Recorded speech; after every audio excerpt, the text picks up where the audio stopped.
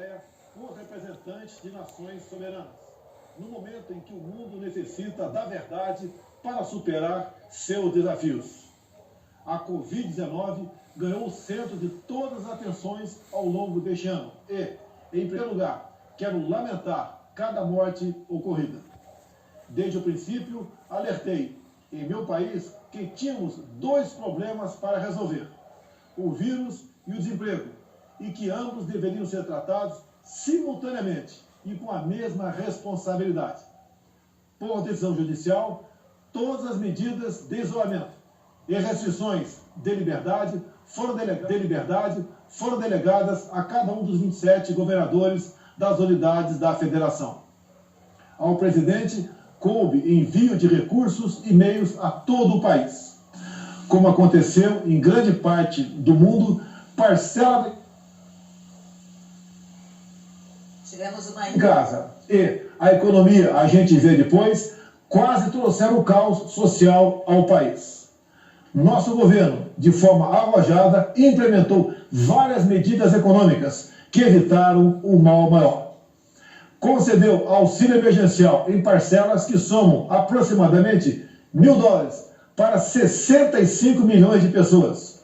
O maior programa de assistência aos mais pobres no Brasil e talvez um dos maiores do mundo. Destinou mais de $100 bilhões para ações de saúde, socorro a pequenas e microempresas, assim como compensou a perda de arrecadação dos estados e municípios. Assistiu a mais de 200 mil famílias indígenas com produtos alimentícios e prevenção à Covid.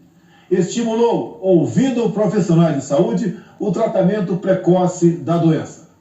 Destinou $400 milhões para pesquisa, desenvolvimento e produção da vacina de Oxford no Brasil. Não faltaram nos hospitais os meios para atender aos pacientes de Covid.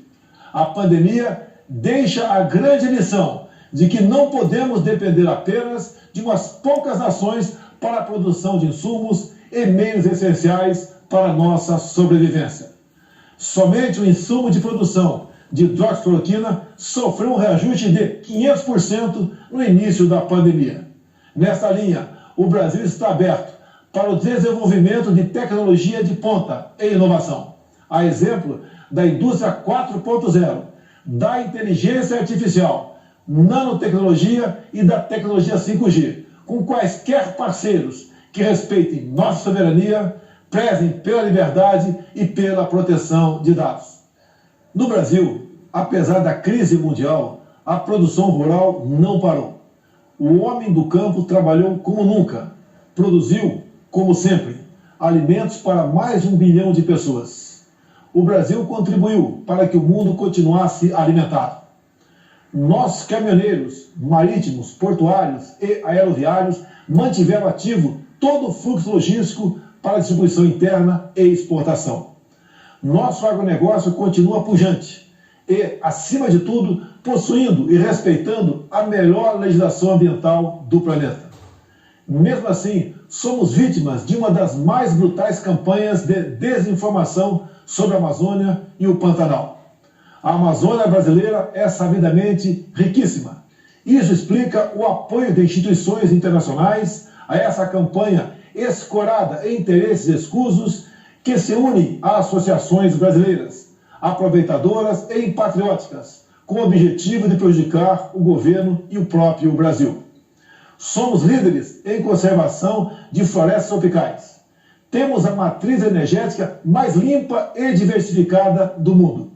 Mesmo sendo uma das 10 maiores economias do mundo, somos responsáveis por apenas 3% da emissão de carbono. Garantimos a segurança alimentar a 1/6 da população mundial, mesmo preservando 66% de nossa vegetação nativa e usando apenas 27% do nosso território para a pecuária e agricultura, números que nenhum outro país possui. O Brasil desponta como o maior produtor mundial de alimentos e, por isso, há tanto interesse em propagar desinformações sobre o nosso meio ambiente. Estamos abertos para o mundo naquilo que melhor temos para oferecer, nossos produtos no campo. Nunca exportamos tanto. O mundo cada vez mais depende do Brasil para se alimentar. Nossa floresta é úmida e não permite a propagação do fogo em seu interior. Os incêndios acontecem praticamente nos mesmos lugares, no entorno leste da floresta, onde o caboclo e o índio queimam seus roçados em busca de sua sobrevivência em áreas já desmatadas. Os focos criminosos são combatidos com rigor e determinação. Mantenho minha política de tolerância zero com o crime ambiental. Juntamente com o Congresso Nacional, buscamos a regularização fundiária, visando identificar os autores desses crimes. Lembro que a região amazônica é maior que toda a Europa Ocidental. Daí a dificuldade de combater não só os focos de incêndio, mas também a extração ilegal de madeira e a biopirataria. Por isso, estamos ampliando e aperfeiçoando o emprego de tecnologias e aprimorando as operações interagências, contando, inclusive, com a participação das Forças Armadas. O nosso Pantanal, com área maior que muitos países europeus, assim como a Califórnia, sofre dos mesmos problemas. As grandes queimadas são consequências inevitáveis da alta temperatura local, somada ao acúmulo de massa orgânica em decomposição. A nossa preocupação com o meio ambiente vai além das nossas florestas. Nosso Programa Nacional de Combate ao Lixo no Mar, um dos primeiros a serem lançados no mundo, cria uma estratégia para os nossos 8.500 quilômetros de costa.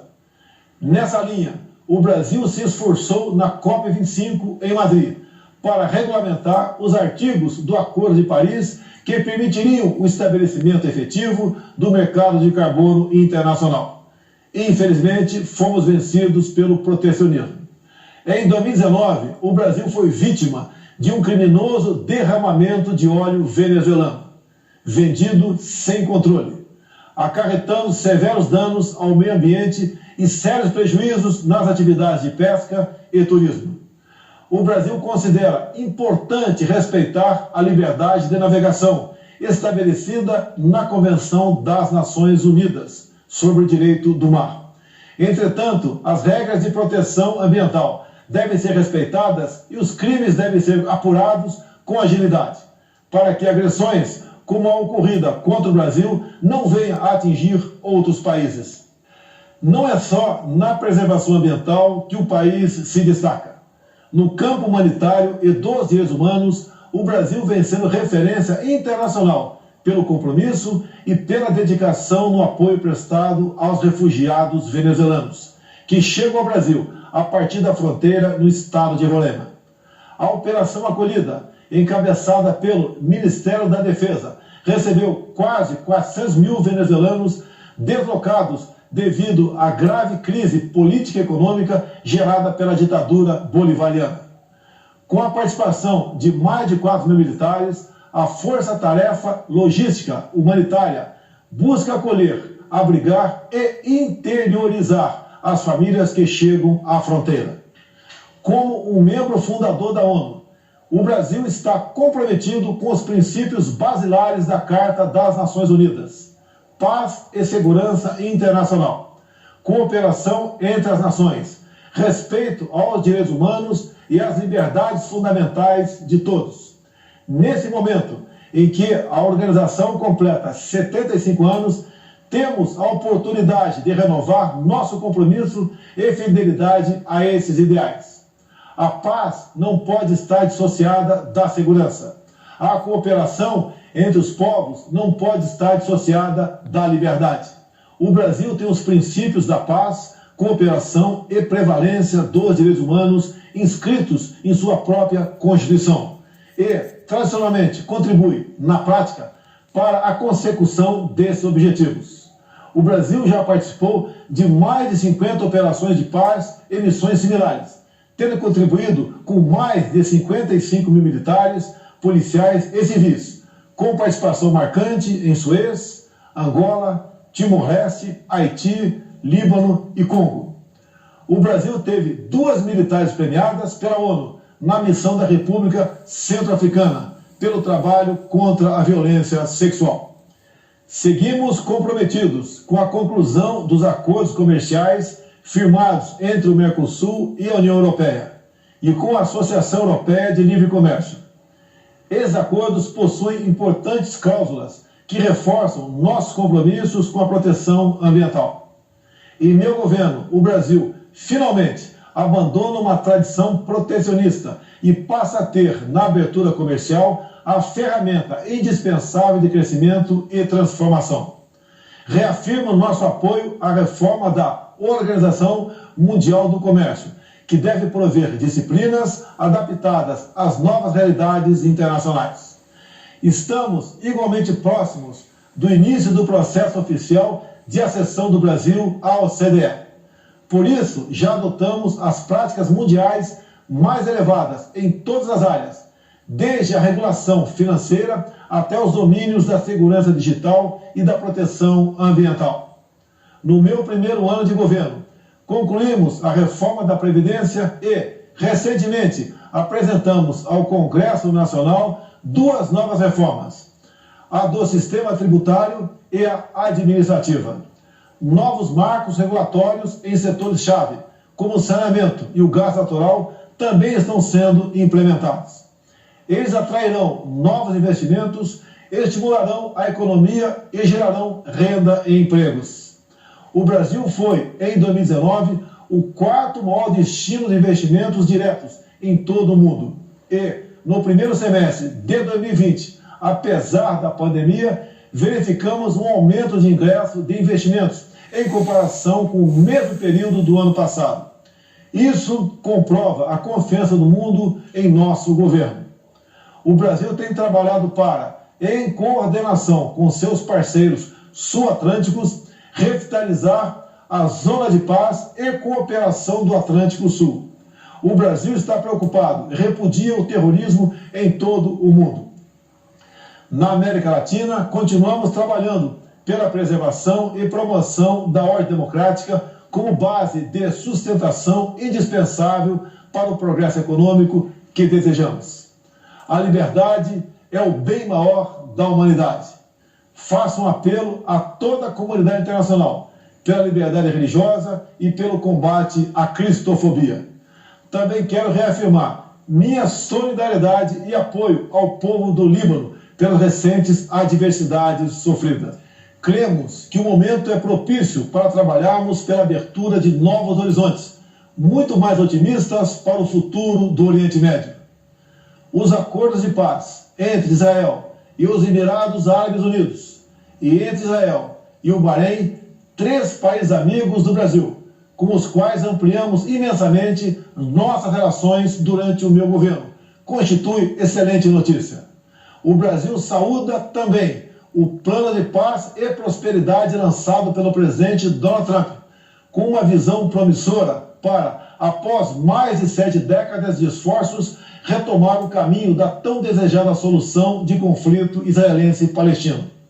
A nova política do Brasil de aproximação simultânea a Israel e aos países árabes converge com essas iniciativas, que finalmente acende uma luz de esperança para aquela região. O Brasil é um país cristão e conservador e tem na família a sua base. Deus abençoe a todos. O meu muito obrigado. Acompanhamos então o discurso do presidente Jair